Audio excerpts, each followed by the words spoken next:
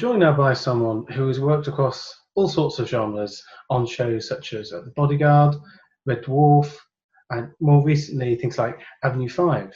But of course, he's also come into contact with Doctor Who. So I'd like to introduce graphic artist Matthew Clark.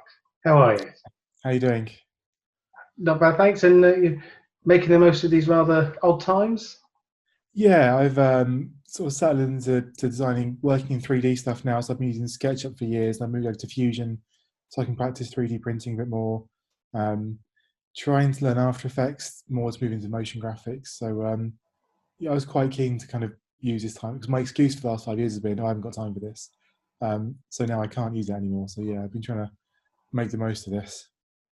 Oh, brilliant. So you're certainly ready for the next job when it does come along then? Oh, brilliant. Yeah, or just being able to bring a bit more to the ones I do. So a lot of with having done most sci-fi shows, screens have become a huge part of that. And it really kicked in around series 10 Doctor Who. So just being able to do better screens, even as templates to hand over to a post-production company, it's just, if you can illustrate your idea, perfectly to start with, you get better results later on down the line. So the graphics artist is, I suppose, quite a broad job description. What does that actually involve then? What would you be responsible for? I think graphics artist is a quirk, as a title, it's a bit of a quirky one because I think it's only Doctor Who they've given me that title on. And I think it might be something to do with the sort of contracts and how long the job lasts. But normally I go by graphic designer or graphic art director. And Doctor Who is probably the best illustration of what that job entails because there's so much different stuff to do. So broadly speaking, a graphic on a set is almost anything that's not a prop at this point. So a newspaper, a poster, a picture in a frame, probably a printed carpet sometimes, wallpaper, moving on to screens, books, displays on phones, sometimes signage, like always signage, but sometimes laser cut signage, 3D printed stuff. Is anything really that's not directly a prop make, but also not an off-the-shelf item really. Anything that's kind of visually led that has to be designed or sourced. So you'd be across both sort of the set dressing side of things and the action props as well. Yeah, very much. So, I mean, normally if you get an episode for a scripted episode, you'll break down the kind of what we would call kind of dressing and hero props that are graphic. And there's certain things you take for granted. So if they're in a living room of a family house or a bedroom, whatever, then you kind of know that director will always want family photographs of the actors because that makes it more real. And if a family are different members of cast, you either, if you're lucky, get the cast together and take a picture, which never happens. So what you normally get is their own kind of not very good selfies, and you have to stitch them onto a body shot and then print those out to never be seen. Artwork on the walls, wallpaper if it comes to it, and then whatever's scripted. So if they're reading a newspaper or opening a tin of beans and we haven't got clearance to use branded beans, or they're on their phone looking at a website. Sometimes watching TV, we've designed a few kind of credit sequences for TVs to go over there. Done a few video game overlays. So it's that would be the dressing side of it.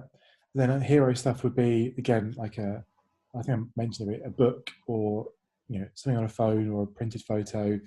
I mean, in Doctor Who, it would be a map or an etched kind of like plaque from history or something like that, or a spaceship graphic. So it's kind of whatever the script calls for it to be, really.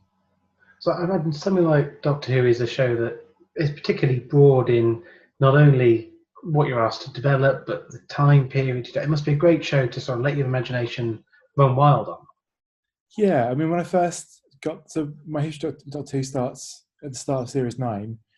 I think they wrapped Series 8 to go into 9 very quickly. There's a very small gap. And Christine, who'd done the graphics for I think 3 or 4 years at that point, was looking to move to do standby.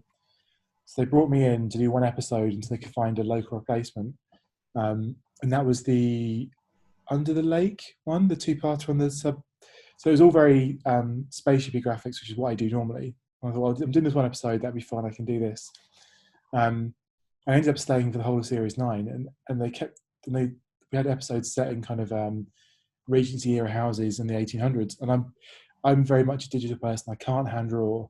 So the designer Michael Pickwoad was, oh, we'd like this hand drawn, wanted poster from 1850, and you do kind of sort of panic and kind of clutch chair because most graphic designers they specialise in genre and they're not great outside of it. So that the job really forced me to learn everything in a way. I mean, over Series 9, we did things like the hand-etched kind of posters. We did these oil paintings of Clara, which were digital to base with, but had to be repainted. There was the self-portrait by Monet in the TARDIS, which was, I think, one of the first things I did for Michael, which again was very painterly. A lot of kind of old school signage and kind of crests and crowns, and sort of there was a Frost Fair in Series 10, which is designing all these kind of very nice kind of 19th century flyers with the period typefaces. So you just learn how to do everything the best you can in the kind of the circumstances you're given, and it's great. It's so educational. And Michael Pickwoad, who sat along with us, I mean, he was genuine. Like, he was genuinely the Doctor. He was he knew everything about everything about everything. So the episode in Series 9 with the tank in the castle, which I think was the season opener for that, the second we shot, we were talking about the castle having to fit a tank through the gates. And Michael knew how wide a Challenger tank was, not because he liked tanks, but he understood the engineering of how a tank was made to a certain size based on vehicles that come before it, and then he knew how wide a castle gate was based on the size of horse-drawn cart. So he knew everything, and he had all these ideas about how to create things for television that younger designers don't really think of. So when he'd say we need to do an oil painting, I'd sit there and panic and go, oh God, how am I going to do this? He'd be like, oh, it's fine. He knew the 3 steps you had to include in any given item to give it enough reality to pass television. So I always say to everyone who does graphics, like, you should do Doctor Who for a year once, because you'll just learn so much. Like, you'll come out with a hand in everything. So I was really incredibly lucky to have that job. It kind of set me up so well for future work. So at what point would you be brought in to work on an episode? Would it be the case that the designer comes to you with a breakdown of what is needed, or do you get a script and break it down yourself? Yes, I think Doctor Who is normally, I would start with about 4 weeks to go before we'd shoot something. Maybe the first episode would be a month or so, a month or two. And for Doctor Who, it would be, I think it was, you would get a script and then 4 weeks prep, 4 weeks shoot. But as that one was shooting, the prep for the one above it would come in, so it was staggered that way. So you'd have to make sure that by the time you started shooting it, most of your ducks in a row, so you could prep for the next one. And you'd normally get a draft script or a chunk of a script in week 1 of those 4 weeks. So you could kind of do some basic research. Michael, the designer, would kind of research his ideas. Within week 2, you move to a production meeting where they'd sit down with the writer and the director and the producers and work out what was wanted, what was feasible, what it might cost, location implications, studio implications, what sets to knock down or to reuse. Because in Series 9 was mostly 2-parters, and I think almost every one of the following 2-parter, the main set from the first one was rebuilt in something else. So the Under the Lake shuttle hangar was then lopped off onto one side to be the Dalek headquarters, and we did that again and again and again. So that was a big consideration. And then within that week 2, I'd start producing some rough concepts or some mood boards or some ideas. By week 3, we'd be on location recce's or set to be drawn. And normally, if there's a location scene, that's first. That gives you the time to then build the sets. So it all comes together in that regard, and you kind of just, I mean, it's very much like Wallace and Gromit, where Gromit's on the train, putting the tracks down as the train goes. So there's a little bit of waiting for the set to be built before you can get in there and work out what's needed. Because it was a smaller level TV show, we did have a concept artist, but not someone who was generating 10, 12 concepts a day. So you'd often need to see a finished set, especially a set like Trap Street, to kind of really think, this sign should be here, or it should be this colour to match what's on this side of it. Which the joy of doing studio stuff, really, because you can just nip downstairs and see it. And if you're in the art department, you tend to work quite late, so you can nip down at kind of 8 o'clock and everyone's gone home, and you can really sort of stand there and sort of say, I think it should be this, and mock it up and get it printed. So it's a good way of working, actually. It's still quite often to the wire. And sets often be dressed the day before or sometimes on the morning of. So you'd be there with your printer just kind of scalping on set, which is how I've lost quite a few fingertips. But it was an enjoyable scramble, and Doctor Who was always about um, more than the broad strokes, but they weren't obsessed with the smaller details like you would get on a film or a contemporary drama. It was more about having the kind of the impact and the theme of the set really work. So it's really nice to be able to kind of work within that kind of environment where they were looking for the impact and they're looking for the feel. But if you couldn't nail the smallest of details, it wasn't life or death. I suppose the joy of the series is that it jumps between time periods, and each week is totally different. Are historical stories perhaps busier from your point of view? They were for us because Michael, he studied as a civil engineer. Civil engineer, that's right. And he was just obsessed with history. And again, there was nothing anyone could teach him on it. And when we did the Frostfire episode in series 10, you barely even see this bridge. We knew you weren't going to see it, but you wanted this bridge. There's a bridge on that set, which was over the Thames originally, but was knocked down. I don't know the years, and he would be unimpressed. I don't know this, but it was knocked down before there were cameras, so no images of this bridge exist except as etchings.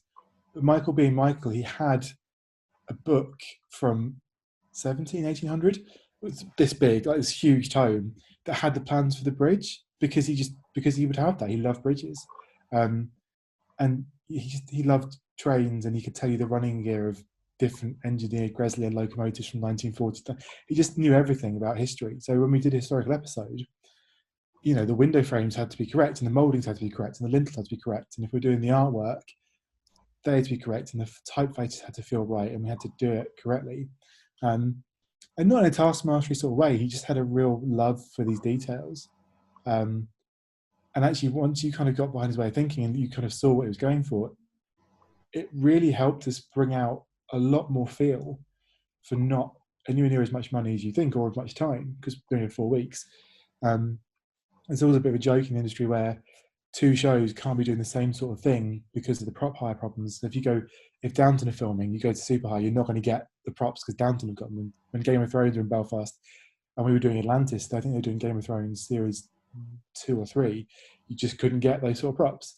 But he knew we could make things and where we could source things, just small pieces, small props, bits of furniture, because his eye for the period, all the periods, was so precise. It always worked. So yeah, it was the period episodes were harder for us in that respect, but it always paid off. And as you touched upon earlier, some of your work was perhaps more heavily featured than others, but something like the emoji robots, where it's all about the different icons as the story progresses, that I imagine would have been given greater scrutiny, and they've gone through perhaps more of a development process than, say, some of the background work. Yeah, it was. I did a few mock-ups originally, which kind of black and white pixels, which I thought worked quite well. But I think they were very keen to have the yellow emoji to kind of make it more contemporary. I think there were a lot. So I had an assistant at that point, Jack, who helped a lot with those graphics. I think there were in the script. There was a lot of mentions where a face would show a certain emoji for a few seconds, and it would change, and there'd be quite a few. I think we developed the best part of 30 or 35 different emojis at that point. I think only 4 or 5 made it on camera, partly because they'd have to comp the changes over, and that was quite an expensive thing to do. And also, there's always quite a lot of editing in those episodes to kind of bring them into time.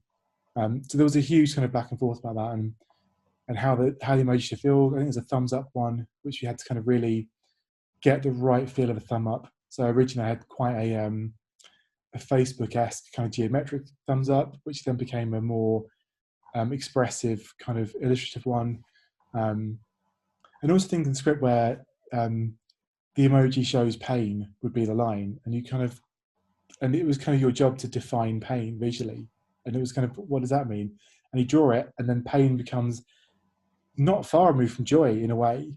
Because you've established all these emojis without eyebrows, and now you've got a revision to the script that says pain, so you kind of try and work out, can we do this without? So you then have to go back and change one so they're consistent, because you wanted to create like a visual brand almost that seemed correct. So they were a huge pain in a way. I think we spent a few weeks on them. And they were obviously the biggest part of that. But at the same time, we were trying to design these things. Millennium were making the suits, and they needed the faceplates to put in to change over. So we had to have those ready in time.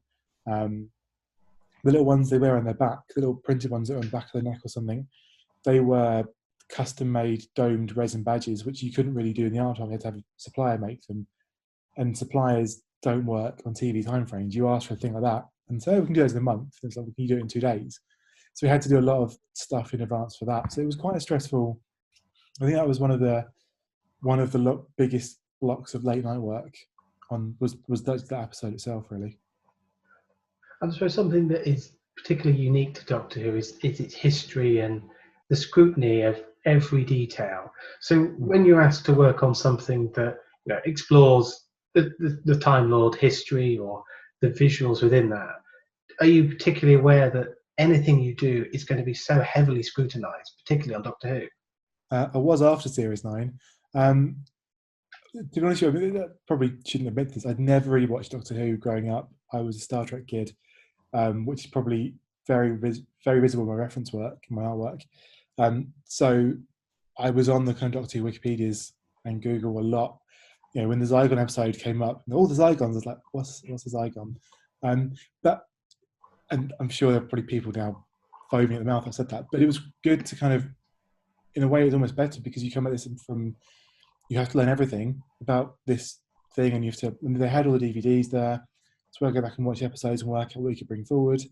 And Doctor Who's one of those shows where there's a lot of history, but maybe not a kind of continuity isn't really the over, like where Star Trek is, the continuity is God. It's whatever suits the story up to a point. And I really learned Doctor Who kind of has, again, having grown up being a Star Trek fan who was into the continuity, I learned where that point is, where continuity has to service the story, and you have to make it work. And so I did kind of realise I had to do a lot more research, but I was also aware that sometimes we just needed something that was quite impactful or quite quick to get us through. So it was quite nice to kind of learn about the history of the show and watch old episodes and kind of see how things got together. And again, Michael, whose father I think was in Doctor Who as an actor. He was an actor who was in one episode of Doctor Who, so he was fully versed in the history of the show. So he would kind of go through it with us. And I was working with Steve Moffat at that point, who again was a big Doctor Who fan. So he would often come in and say, if we're doing a callback to this thing, it should be like this. And the kind of constant discussions about how the logic of the world of Doctor Who worked. So one of the worst kind of examples of that was the TARDIS manual in Series 9 that Me has. I spent about 5 days writing 10 or 12 pages of extremely technical push lever X to engage. But convinced it had to be like this thick, so we had to make it sound. And then right before I went on camera, I think one of the producers or Stephen said, well, actually the TARDIS would just translate it into whatever language because it can do that. So in the end, it just ends up being written in Gallifreyan because the person reading the book will have it. So it was like a 10-minute copy and paste job of all the symbols we already had. But I mean, that's if you hadn't got that right, people wouldn't be happy with it. So it's nice to know you kind of researching that and those discussions come up and you kind of fit within the history of the show. And in terms of science fiction, you also worked on Red Dwarf, which again has a strong following. But how different are the two to work on? Because I suppose Red Dwarf isn't jumping between worlds quite so much as Doctor Who. I mean, yeah, Red Dwarf's had a bit of a difficult kind of history. Season 7 and 8, which is the last of the BBC era, was pretty massive budget. So it had a lot of model work, a lot of special effects. And then still shot on kind of SD or Betacam, whatever it was. So it's kind of medium quality footage. Actually, it might have been shot on 35 at that point. But then it came back for the Dave era in 2010 on a much lower budget, but in the world of HD. So they had to really redesign the sets to survive being shot in HD, which meant a lot of kind of, it was a lot cheaper, and they had to kind of cram a lot more detail into it. Got a budget, so there's a lot of blue lights and blinky screens, which wasn't really the look. So when we came back into Series 12, it was a chance to kind of take what I'd learned from Doctor Who, which is a lot of kind of very cheap printing methods, how to kind of squeeze detail out of a very small space. And so we look back at the old episodes of Red Dwarf from the kind of the kind of were visually the most impressive seasons, which is like 3 to 6 or 7, and tried to recreate that really. So it was kind of a very heavy industrial look. And the thing with Red Dwarf's kind of aesthetic is that it all kind of comes back from the Jerry Anderson shows like Thunderbirds and Stingray. There's a lot of crew that kind of transitioned from those shows onto Red Dwarf. And when so much of the show was kind of based around models and sets or miniature sets, those designers who were working on kind of graphic tape and graphic lecture set and stencils, they were informing the look of the show overall. So having grown up in shows like Thunderbirds and having watched all that stuff, when I got to Red Dwarf, to me in a way it was very clear what needed to be done, like how it should look, what typefaces to use. When we did Series 12, we tried to bin as many of the kind of flat screens as possible and just go with kind of static, glowing, backlit displays that looked lower tech, but kind of richer and more textured. So it was kind of, I in my head had a very clear idea of what that show should look like. And, technology, it's weird because Red Dwarf has got to the point where it's almost now a period show. It was a cheap sci-fi, it was a futuristic show, but quite cheap in the 80s. But we jumped so far forward in technology now. You can't have an iPad in Red Dwarf. Even if you wrap it in clunky dressing, it's just not right. They still use notebooks and pens. So it's really nice actually kind of not having the pressure of trying to create a new look, which is really indulging the kind of the period feel of it. So yeah, it was really basic stenciling and kind of lots of grid lines and dots and kind of wireframe screens. With Doctor Who, we do future episodes, we tend to try and bring something new each time, but it still needs to feel convincingly futuristic.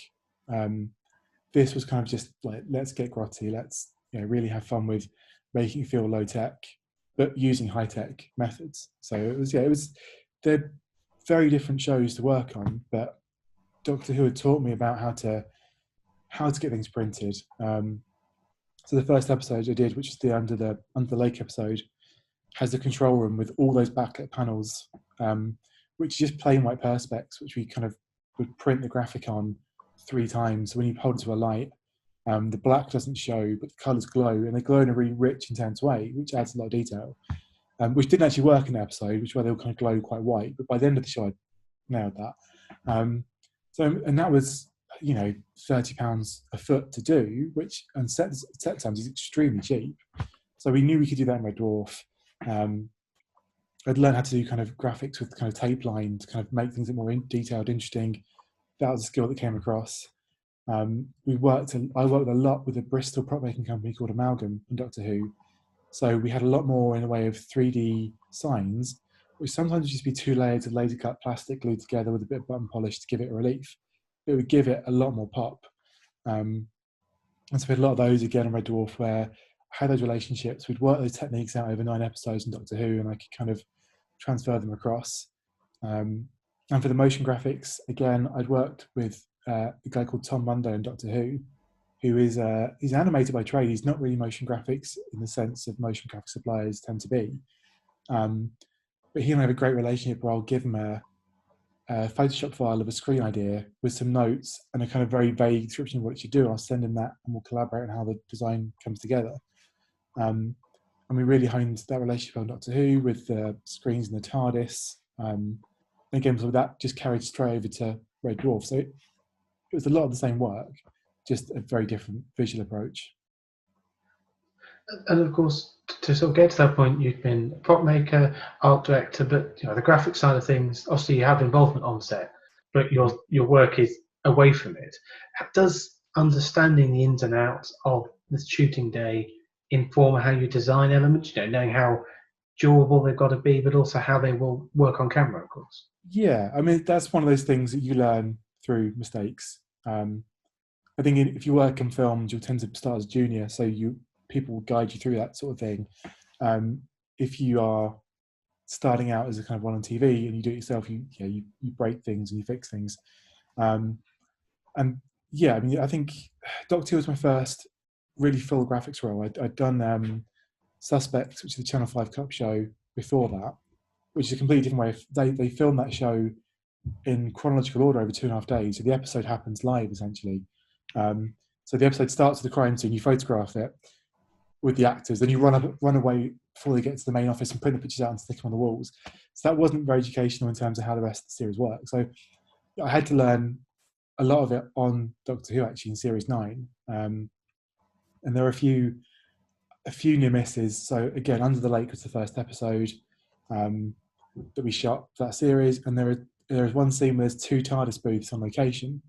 I didn't realise that one of those TARDISes didn't have any signage on it. It was just a spare wood booth. I hadn't really understood the implications of shooting schedules and times of that. So I essentially one day, the prop master came over to me, have you got the signs for the second TARDIS? And I was like, yes. And I had to suddenly get them made on a Friday night and get them installed. And after that, I kind of understood a lot more how these processes work. And Doctor Who was a little bit more hands-on than some shows, so there was an expectation that you would go to set and dress your own graphics. So it was really good to learn kind of what would be seen, how to dress the camera, how to dress the lighting. With hero props, scale is an issue, if they're getting a close-up or not, the level of finish has to be there. The first few kind of screens and phones were designed. Doctor Who, again, being quite 50-minute, I think the episodes are, they're not going to do these big loving close-ups on screen, so they have to kind of get the impact across straight away. So you had to kind of work with the director to show what they wanted.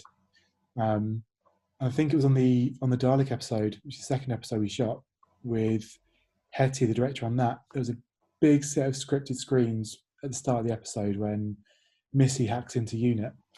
And so Hetty and I, we sat down and worked through everything she wanted and how it should work and the timings of how they should work. And a lot of directors kind of just don't want to think about it, they want to have it, but they don't want to really deal with it. Whereas she worked out the beats and the timing and what it should convey and how it should convey and how it should fit into dialogue. And that was really educational in terms of just learning how things should be done. The set decorator, Adrian, who'd been there for I think from series 1 through 10, he'd done all of it. He was in charge of the prop makes, which is a kind of a unique thing the way Doctor Who worked. So he was used to how things broke. So he would tell me that if it's a flyer, we're going to need 20 of these. If they're going to unfold it in action.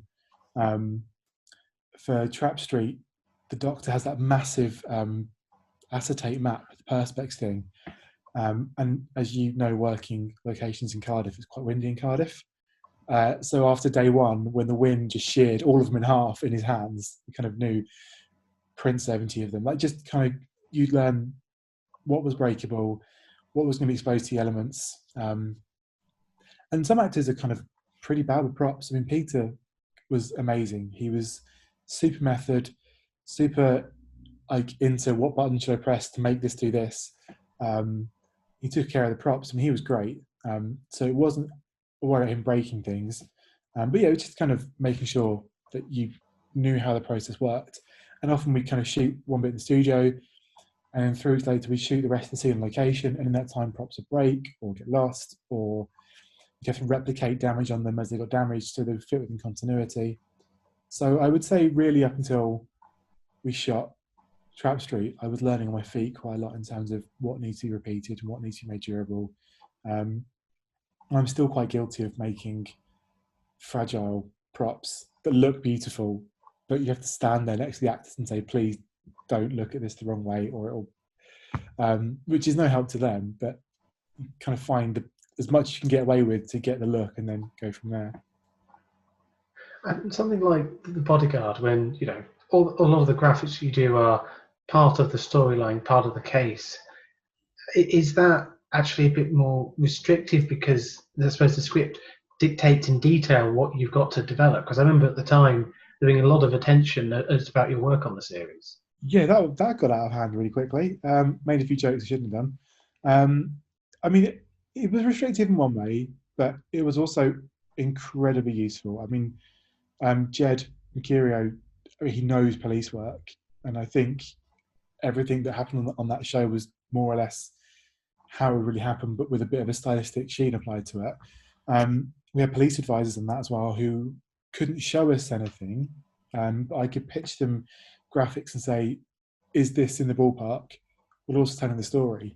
So yeah, it was restrictive in a way, but it was quite good to kind of have a beginning and an end point, because there are certain things when we did Series 10 Doctor Who, which is a bit more screen heavy than Series 9, and there are things like Bill is searching for something on her phone, and you really have to, and that's all it says on the script is Bill searches for this, and so you have to design something that has one looks convincing to good, especially with a younger audience who are more used to technology. It has to feel a bit convincing. So you have to have a phone. So she's got a phone and there's a wallpaper and there's an icon, and the icon has to look real. It has to open a page in a realistic way. And she has to be able to type, and it has to have a search engine that looks real. You have to be able to type it. So I have to plot this out myself and say what feels right, what fits in the story. Whereas a Bodyguard is almost as if he would say, he opens up this page, he types this, he finds this. So you knew what points to hit, and you knew how to kind of force the design to transition from point A to point B. And you had very particular timings in the scripts. It was beat, beat, beat. So again, you knew how many seconds you had roughly to work to, and what those kind of. And the script would often say, he looks at this part of the screen and it says this. So you knew you had to devote a certain amount of space to this, to X feature, and for it to be legible. So it wasn't restrictive in a way, really, because also police design tends to be quite prescribed and quite bland. So there's almost an element of kind of nuts and bolts going into it, which was great, and it allowed us to kind of focus on the construction and the dynamism of the graphic rather than should this icon be here, should this icon be here. And so once I designed a basic police aesthetic framework for it, we just kind of reused it for everything. And it was obviously quite intense in that they got a lot of close-up and the graphics carried the story. So the bigger problem with it really was having everything ready a long way in advance and showing it to the Jed and directors, and training the actors to use the screens in the correct way, and making sure and prototyping it already to make sure it worked. But as a process, it was really nice to have someone who was that kind of involved with it, really, I suppose. Well, I suppose one of the challenges of something like that is you're using established brands, or I imagine at least asking to. So how does that process go about? Because if the search engine, I'd immediately think of something like Google, but I imagine you can't always use it. We were incredible back in Bodyguard. We got everything we asked for. We got The Guardian. We got Google with 2 weeks of negotiations, which was down to our production coordinator, Carlene. And I think the fact that she did that for Bodyguard in that time is a bit of an industry legend now, because normally it takes months, and they only do it for films. Normally, you have to negotiate a huge amount of, because obviously you can't have any functionality in your fake Google that real Google doesn't have. So there couldn't be, everything had to be in the same place, all the words to be the same, the search results had to come through the way they would come through. So we had to create a working prototype, send to them and say, this is all it's going to do. They had to approve it, and they were very particular about if something's out of alignment or didn't look right or text was too big. And graphic design for TV and film is probably about 70% copying, which is a skill I've got down quite well. So it's quite nice in a way. It was weirdly satisfying making a replica of Google. It doesn't make any sense, but it was quite nice to do. So yeah, we just got incredibly lucky. Normally it's very hard to get that, and especially if you're using a site in a very the site we work for you, or they work for you, which is the political site that tells you how people have voted. Obviously, we were using that in a semi-negative way because we were using it to show Richard's character effectively stalking Keely Hawes, and they let us use it because I think we were using it correctly. So we got really lucky. Whereas on Doctor Who, being BBC, they tend not to kind of really get involved with real brands, and I think everyone who's kind of under 30 knows a fake search engine when they see it. And so the challenge in Doctor Who were making fake sites that looked convincing. But no, Bodyguard was great. It was really, everyone was very cooperative. They kind of sent us their style guides. It was quite nice just to kind of construct these kind of sequences and put it together. And as a designer, for me, I really enjoyed finding the exact correct fonts for things and all that sort of stuff. So although I think if you look at it, and that's kind of the shame of it in a way, you watch it and you wouldn't think it was a crafted website, you just think it was the website. So it's a shame in a way the work doesn't show in that regard, but it was very satisfying to kind of get a perfect copy of a thing that functioned in the way it was supposed to. There's something quite nice about doing that. You've also worked on films as well as high-end television. How different are the two? Are you perhaps given more time or slightly bigger team? Yeah, I mean, Fast and Furious is the last film I did, which is just a different world, really. I think I came off Giri Haji, which was like a medium-budget TV drama, um, and that was quite an intense job where there were 2 or 3 unit shootings. You were doing work, essentially tripling the work to have all those things going. Whereas, and I think I started with like 4 weeks prep on that, and it went for 8 months, and there was a lot of late nights and all these stuff. Whereas in Fasting, I joined and there was 3 months prep, 4 months prep. Um, and in a way, it's still the same, and it's still quite last minute. The script still changes at the last second. You'll still often find out on the day of shooting a thing has to be created from scratch. Um, but the teams are much bigger, which helps a lot, so you can spread the work. The budget is there to kind of get things made in a rush, or get things made in quadruplicate, so you've got something to tide you over. So yeah, it's whereas on most shows it was just me or me and the assistant. On Fast, there was a lead designer, there was myself, and there were 2 or 3 assistants. So it was great to kind of have a set and say, you take this, I'll take this, I'll take this. And we broke it down into a kind of working way that way. I think films have changed a lot. So I think when I was just starting out in the industry, which was probably 2008, 2009, my assistant back then, she had work experience on the Tom Cruise time travel film, Edge of Tomorrow. And she would tell me stories of, they built the set and they dressed it, and then it sits there for 2 weeks while they kind of fine tune it and they do all this sort of stuff. So I went through all of television for sort of 7 years after that, thinking I'm going to get to film and it's going to be like that. You're going to have weeks to kind of fettle a set and walk onto a finished thing. And by the time I got to that point, that's not how films are anymore. I think they've seen how reactive television can be, and things have changed. I mean, you've got Amazon with same-day shipping on things, printing companies who've sprung up to support the film industry, where they understand that if you phone up for something, you want it in half an hour. So they've learned they can be, more reactive and go. So a lot of the kind of deadlines are the same. They're just easier to manage because you've got more resources to do it with. Well, I think we've touched upon just some of your work, and no doubt there's a great deal more to come. But I'd just like to say thank you very much for your time, Matthew. It's been lovely to gain a bit of an insight into just some of your work. So thank you. Likewise, thank you.